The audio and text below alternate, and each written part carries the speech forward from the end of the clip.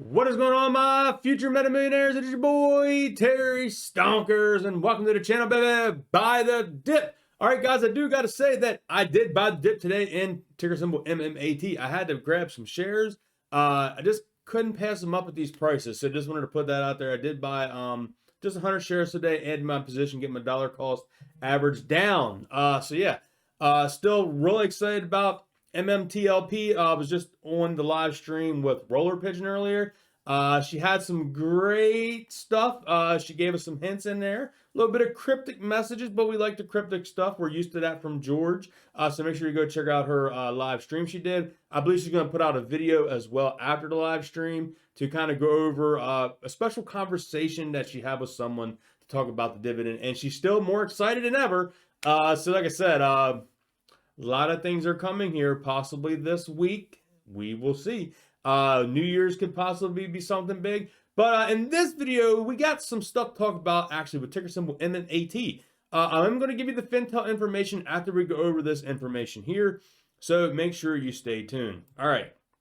So this person here, Axe Finley, posted this here on Stock Twits. He says here, Lockheed Martin, in an effort to build a 6th generation FX stealth fighter that will be decorated with radar evading plasma stealth.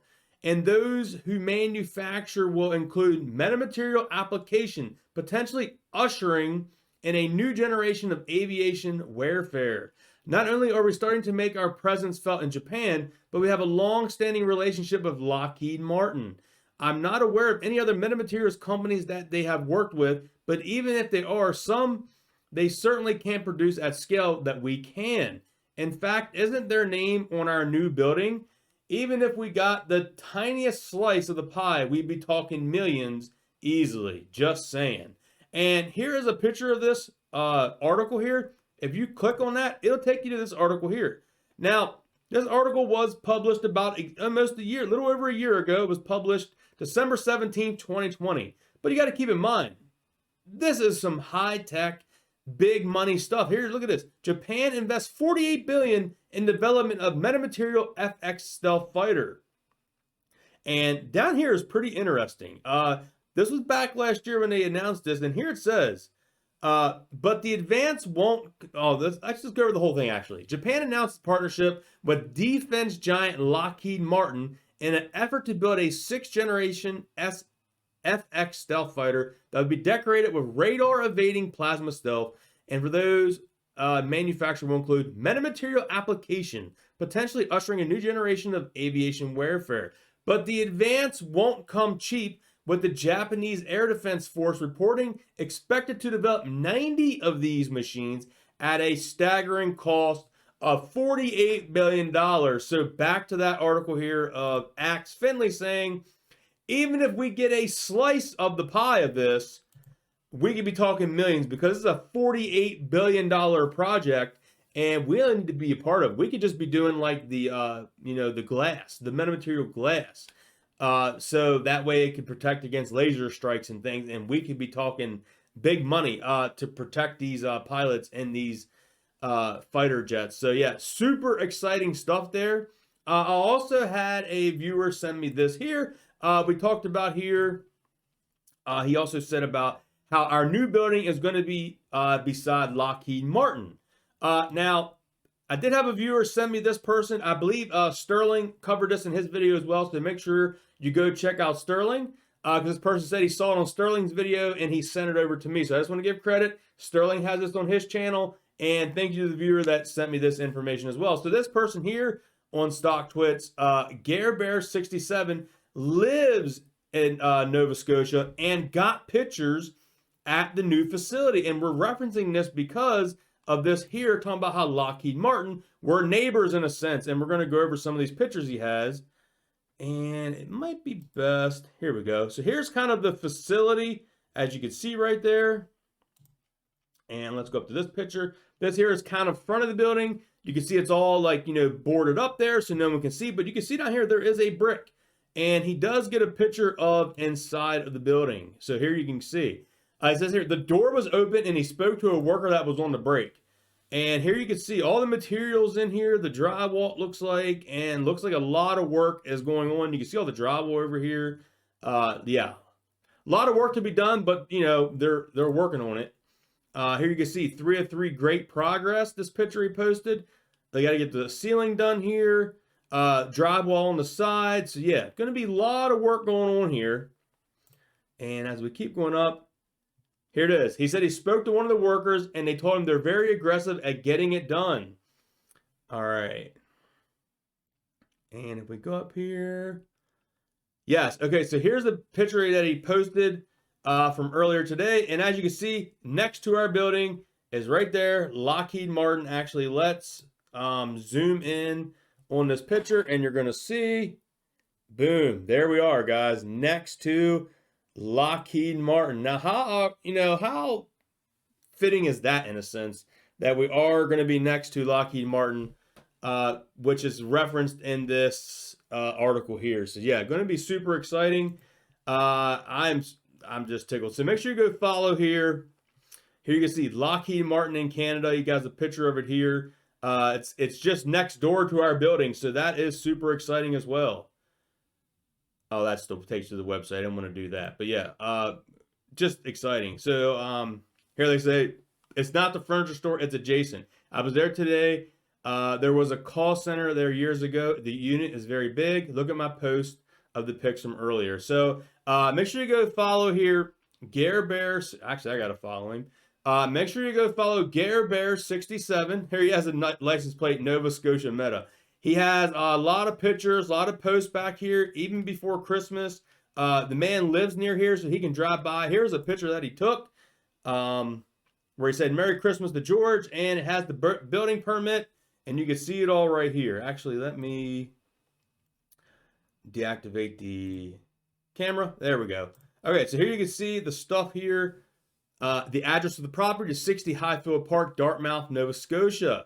Suite 102, Metamaterial Technology. That's what we want to see right there. Metamaterials Technology, yeah. So this here is the permit of them from the Planning and Development in Halifax. So it's the real deal, guys. Stuff is getting done. Even has the phone number here, website. You can contact them. So yeah, super exciting stuff. Let's get the camera back. All right, so wanted to bring you all that DD. I gave all the credit to everyone that has deserved credit in that part. And now we need to go cover the short interest. Let's just double check none of this changed. Okay, here we are on the premium Fintel, guys. Going to give you the short interest information. All right, so here you can see the short squeeze score went up today, 80.26. We are ranked number 238 out of 5,449 stocks. Short shares that are available is 150,000. At one point, we were down to 70,000, and they borrowed return all day, as you see there. So we did lose about half of the borrowed shares. Short borrower fee is at a 1.85. So I liked it when it was back in the 4s, but you know, it is what it is. If we got here and look at the 28th today, the Finner short volume ratio is setting out at 36.75. So we'll probably be close to a 39 to a 40 down here at the aggregate short volume ratio when all this is said and done. All right, now I wanted to show you the institutional owners, and you can see here our ownership accumulation score is still at 32.47. I think that is going to be changing here in the next, let's say, 3 to 6 months. So when I went on here and looked, we got a lot of new buyers, guys. This is pretty exciting too. Some of the buyers that we have here. Here you can see, let's go down these buyers for the 28th that got listed today. Now the buyers here you're seeing, if we click on one of these, this is reported as of, let me find it here. It's going to take me a while. Yes, effective date was 10/31. So these were sometime around that October 31st date there. All right, now if we go back here, there we go. Okay, so here we go. You can see this first one here. The iShares Morningstar Small Cap ETF has 14,191 shares now. Look at this, guys. BlackRock increased their funds in this iShares Total U.S. stock market. Has over 22,500 shares right now. We can see here the tilt. The Flex Shares Morningstar U.S. Factor Tilt Index Fund has 18,000 shares. That is a brand new position. They have an average cost of 455. I'm more in line with this average cost right here, if I'm being transparent. The BlackRock Fund's Russell Small to Mid Cap Index Fund, 16,000 shares, a little over 16,000 shares at an average cost of 437. That's about where I'm at, guys. Just to give you, everyone's complaining about the price being down here in the twos, but I'm in the fours as well. I'm in the low fours. I'm about 430, so average cost. So trust me, I feel your pain. I understand where you're coming from. I just wanted to be transparent, let you know where I'm hanging out. My average cost. I did buy some shares today to bring it down a little bit more to that. Like I said, adding another 100 shares to the position of MMAT. If we go down here and look at the next one, the iShares Morningstar Small Cap Growth ETF, 29,678 shares. Look at this one here, another one, the iShares Morningstar Small Cap Value ETF, 24,408 shares. So those are all the updates that hit here for the 28th. Like I said, it's not mean they're bought today on the 28th because you can see these average prices. What it means is they were purchased sometime 30 to 45 days around that date, back around the October date. And as you can see, no update on sellers, which is what we like to see, that no institutional sellers. Now, if we go up here and look, we'll go look at this again real quick. Institutional owners is 212 total. 205 are long, 1 is short, 6 is long and short. And we still got the shares outstanding total 281.2 million. So there is no more shares added, which is what we want to see. I don't want to see us diluting shares and adding more to the float. So I like seeing that as well. So hope you all enjoyed today's video. If you did, smash thumbs up, leave a comment down below. It helps out the algorithm. And I'll catch you on the next video, guys. Peace.